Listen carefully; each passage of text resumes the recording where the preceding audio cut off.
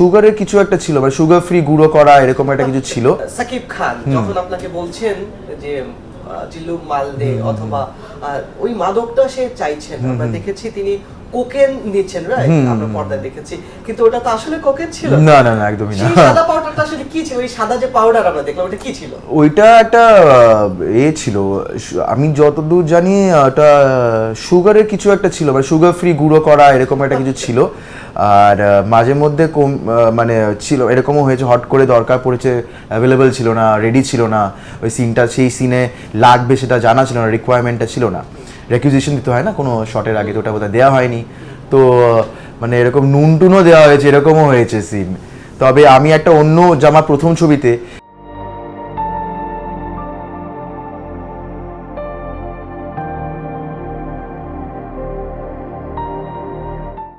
সেখানে ওখানেও কোকেনটা ইউজ করার মানে আগেনস্ট মানে দেখানো হয়েছিল, এটা আমি ওখানে নেগেটিভ ক্যারেক্টার করেছিলাম।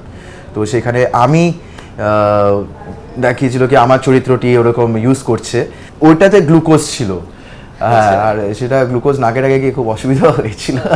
তো এরকম আলাদা আলাদা সব ইউজ করে প্রপ। এটা তো অনেক কঠিন একটা ব্যাপার যে এরকম একটা বিষয় পর্দায় নিয়ে আসা এবং নাক দিয়ে এটা টেনে নেয়া, মানে কষ্টের তো অনেক ব্যাপার। আপনার ফিলিংসটা কিরকম ছিল আগের যে অভিনয়টা আপনি করেছিলেন বরবাদে? আগেরটা সেন্টিমেন্টালে ছিল তো, কিন্তু তখন মানে ওটা একটা জোনে ছিলাম একটা, মানে ওটা আমি চেয়েছিলাম, মানে যতদূর জানি আমি যা রিসার্চ করে দেখেছি, মানে একটু অস্বস্তি বোধ হয়, ঠিক আছে, তো সেটা আমি চাইছিলাম সেটা যাতে এটাও অস্বস্তি হলেও একটা মানে, তাই জন্য দেখবেন যারা এইসব করেন তাদের মানে রিয়াকশনটা মানে তারা সবসময় নাকটা কেড়ে করতে থাকে, আমি রিসার্চ করে যা দেখেছি, রাইট?